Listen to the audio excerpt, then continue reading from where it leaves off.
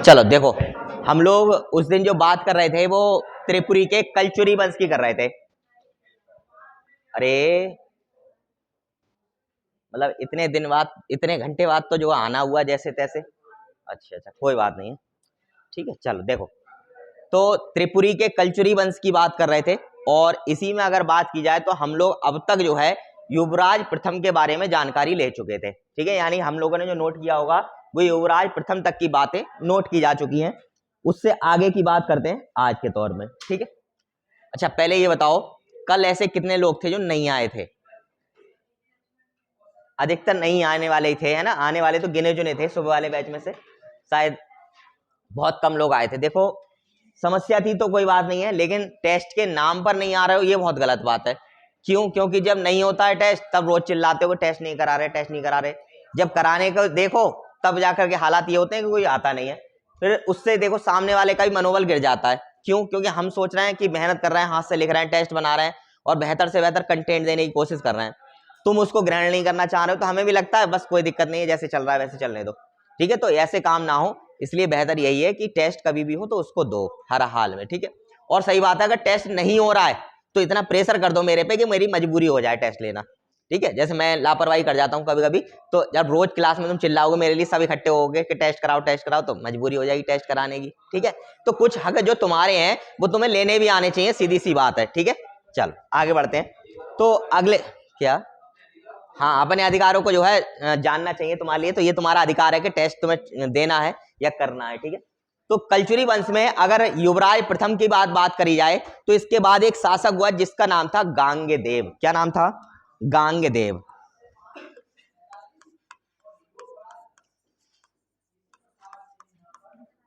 और अगर गांगदेव की बात करी जाए तो गांगदेव ने एक विशेष उपाधि धारण करी थी, और वह उपाधि थी विक्रमादित्य की, ठीक है। इसीलिए इसको विक्रमादित्य के नाम से भी जाना जाता है। बात करें ये कौन था, तो ध्यान रखेंगे ये जो है कोक्कल द्वितीय एक शासक हुआ इससे पहले, कोक्कल द्वितीय। उस कोक्कल द्वितीय का पुत्र हुआ करता था। कौन हुआ था? कोक्कल द्वितीय का पुत्र था ये, ठीक है। यानी ये किसकी संतान थी? कोक्कल द्वितीय का उत्तराधिकारी हुआ करता था। विशेष बात क्या है? विशेष बात यह है इसके स्वर्ण सिक्कों पर, किस पर? स्वर्ण। स्वर्ण का मतलब, अरे स्वर्ण का मतलब क्या होता है? हाँ, सोने के सिक्कों पर, ठीक है। इसके स्वर्ण सिक्कों पर जो है लक्ष्मी की आकृति मिलती है। किसकी आकृति मिलती है? लक्ष्मी की आकृति मिलती है। देखो ये सिक्के जो आते हैं वो कला संस्कृति में ही आते हैं, इसलिए विशेष तौर पर इन बात को ध्यान रखना है। क्योंकि पहले भी कह चुका हूं कि इतिहास में अब जो सबसे ज्यादा इंपॉर्टेंट हो रहा है मध्यकालीन में और प्राचीन भारत में, वो कला संस्कृति का टॉपिक है। जितनी भी वास्तुकला, स्थापत्य कला और सिक्के वगैरह, मुद्राएं, अभिलेख हैं, ये बहुत ज्यादा मायने रखते हैं आजकल के एग्जाम को लेकर के, ठीक है। कैसी मूर्ति मिलती है? तो लक्ष्मी की बैठी मुद्रा में मूर्ति मिलती है। जैसे हम लोग दीपावली पे जाते हैं तो लक्ष्मी जी की मूर्ति लेके आते हैं।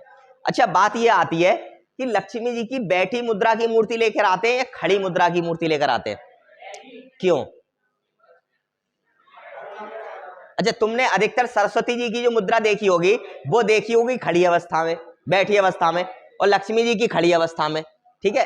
लेकिन मेन बात करी जाए तो दोनों की बैठी मूर्ति लेते हैं हम, इसलिए क्योंकि दोनों का ठहराव कब होगा? जब दोनों बैठेंगे। कोई व्यक्ति हमारे यहाँ आया और खड़ा हो गया तो इसका मतलब क्या है? इसका मतलब है वो कभी भी जा सकता है, तुरंत जाने की फिराक में एकदम से कि भैया यहाँ से जैसे ही पानी पियो और निकल लो, ठीक है। अब लक्ष्मी जी को कौन चाह रहा है कि हमारे घर से चली जाए, तो हम कैसी मूर्ति लेके आते हैं? बैठी, मतलब बैठी अवस्था में जो है लक्ष्मी जी आए हमारे यहाँ, सरस्वती जी बैठी अवस्था में आए, जिससे कि क्या हो, वो हमारे यहाँ विराजमान रहे, हमारे यहाँ पर रुके और हमें धन दें और ज्ञान दें। लक्ष्मी जी की पूजा के साथ साथ हम सरस्वती जी की पूजा जरूर करते हैं दीपावली पे। क्यों? ज्ञान आएगा तो लक्ष्मी अपने आप चली आएंगी, सीधी सी बात है। भाई मान लो कि बुद्धि तुम्हारी दौड़ी नहीं रही है, ठीक है, तो कमाओगे कहां से? तो जब ज्ञान आएगा, बुद्धि दौड़ेगी तो कमाना अपने आप शुरू कर दो। आप पढ़ ही नहीं रहे हो और ये सोचो करोड़पति हो जाएंगे, या मान लो किसी भी चीज में अपना ज्ञान दिमाग लगा ही नहीं रहे हो तो करोड़पति कैसे हो जाओगे? फिर तो होने के लिए कहीं ना कहीं दिमाग दौड़ाना, इसलिए सरस्वती जी की पूजा करी जाती है, फिर लक्ष्मी जी की करी जाती है, ठीक है। चलो आगे बात करते हैं। तो कैसी मुद्रा में बैठी हुई लक्ष्मी मुद्रा में सिक्के पे मिलते हैं इसके? बैठी लक्ष्मी की मुद्रा में जो है इसके सिक्के प्राप्त होते हैं। किस धर्म को मानने वाला था? तो ध्यान रखना ये शैव धर्म को मानने वाला था। किस धर्म को? शैव धर्म को मानने वाला था, या शैव मतानुयायी हुआ करता था, ठीक है। चलो बात करते हैं इसके बाद की, तो इसके बाद जो अगला शासक हुआ उसका नाम था कर्ण। कर्ण वो वाला कर्ण नहीं है, ठीक है, महाभारत वाले कर्ण नहीं है ये, इसका पुत्र हुआ करता था कर्ण, यानी अगला शासक कौन हुआ, कर्ण हुआ। कर्ण को बात करें तो एक और नाम दिया था, लक्ष्मी कर्ण का नाम दिया था। किसका नाम दिया था, लक्ष्मी कर्ण, ठीक है, क्या नाम दिया था इसको, लक्ष्मी कर्ण या कर्ण देव के नाम से भी जाना जाता है। अगर बात करें त्रिपुरी के कलचुरी वंश में तो सबसे अधिक अभिलेखीय साक्ष्य, ठीक है, या कह सकते हैं सबसे अधिक जो अभिलेख प्राप्त हुए हैं वो किसके प्राप्त हुए हैं, कर्ण के, या फिर जो है लक्ष्मी कर्ण के प्राप्त होते हैं, जिनकी संख्या कितनी मानी गई है, 8 मानी गई है, ठीक है। इसके बाद बात करें, इसने एक विशेष उपाधि धारण करी और वो थी त्रिकलिंगाधिपति की। किसकी, त्रिकलिंगाधिपति की इसने उपाधि धारण करी, ठीक है। साथ ही साथ इसका एक लेख मिलता है, भेड़ाघाट लेख। बताओगे कहां है भेड़ाघाट, कोई बताएगा भेड़ाघाट लेख? एक किताब तुमने पढ़ी होगी 5th क्लास में, उसमें भेड़ाघाट का वर्णन किया गया, एक कहानी थी 5th क्लास की किताब में, हिंदी में पढ़ी किसी ने, नहीं। देखो भेड़ाघाट की बात करी है तो एक नेचुरल डेस्टिनेशन है, ठीक है, जो एमपी में पड़ता है भेड़ाघाट। कभी पिक्चर सर्च करना, उसकी इमेज सर्च करना, बहुत ही सुंदर वाटरफॉल यहाँ पर माया था। भेड़ाघाट अपनी खूबसूरती के लिए या प्राकृतिक सुंदरता के लिए बहुत ही ज्यादा मशहूर है, नैनीताल से भी सुंदर मानता हूं मैं तो उसके लिए, ठीक है। तो हालात ये, नैनीताल तो इसलिए डेस्टिनेशन है अपने लोगों का कि भाई वहां पे मौसम ठंडा रहता है, लेकिन अगर वास्तव में खूबसूरती देखनी है तो भेड़ाघाट भी बहुत अच्छा डेस्टिनेशन है घूमने के लिए, जाने के लिए, देखने के लिए, ठीक है। इसके बाद बात करें, इसका जो है चंदेल शासक देववर्मन के साथ भी क्या हुआ था, युद्ध हुआ, देववर्मन,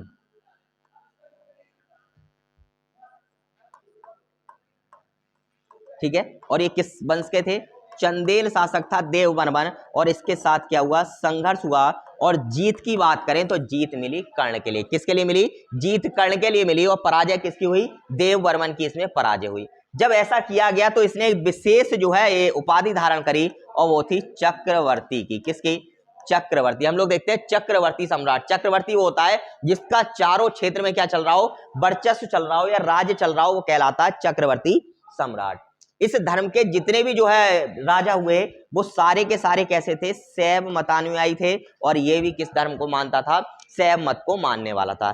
आज के समय में बात करें तो आज के समय में हम सब भगवानों को पूछते हैं, और सही बात है, भगवान को ट्रेंड के हिसाब से पूछते हैं आज के हिसाब से, है ना, ट्रेंड आता है हर किसी का। जैसे अभी अगर बात करी जाए तो खाटू श्याम जी का ट्रेंड चल रहा है, थोड़े दिन पहले बालाजी का चलता था, बीच में शनि देव का ट्रेंड आया था, उसके बीच में साईं बाबा का ट्रेंड बहुत आया था, ठीक है। ऐसे जो है ट्रेंड चलते रहते हैं लगातार, भगवान के कुछ विशेष भगवानों को छोड़ दिया है तो, जैसे शंकर जी हैं, शक्ति हैं, या फिर कह सकते हैं कृष्ण जी, इनका तो लगातार चलता रहता है, कोई दिक्कत वाली बात नहीं है, ठीक है। हाँ, लेकिन बाद में बीच बीच में बदलते रहते हैं, एकदम आते हैं बहुत सारे भगवान, अच्छा भला करना शुरू करते हैं, फिर जो है भला तो करते हैं, खैर ऐसा नहीं है, लेकिन लोगों को दूसरे पे फिर भरोसा होने लगता है, ऐसी व्यवस्थाएं रहती है, ठीक है। हाँ, तो ये भी किस धर्म को मानता था, शैव धर्म को मानने वाला था। इसने बनारस में एक मंदिर बनवाया और उसका नाम रखा कर्णमेरु मंदिर, अपने नाम पर ही, कर्णमेरु मंदिर। और ये किस भगवान को समर्पित था, ये शंकर जी को या शिव भगवान को क्या था, समर्पित हुआ करता था। इसने हूण वंश की कन्या से विवाह किया जिसका नाम था आमल देवी। क्या नाम था, आमल देवी। और आमल देवी किस वंश की कन्या थी, हूण वंश की कन्या थी। किस वंश की, हूण वंश की, है ना, हूणों की बात हम लोग पहले भी कर चुके हैं, ठीक है। तो ऐसे हूण वंश की कन्या कौन थी, आमल देवी, उसी के साथ इसने क्या किया, विवाह किया। उसके बाद इस क्षेत्र पर और शासकों का राज्य हो गया, और ये वंश क्या हो गया, पूर्ण रूप से समाप्त हो गया है, कह सकते हैं खत्म हो गया। इतना ही छोटा सा था त्रिपुरी का कलचुरी वंश, ठीक है। चलो अब नोट कर लो, जहां से आगे बढ़े थे वहां से।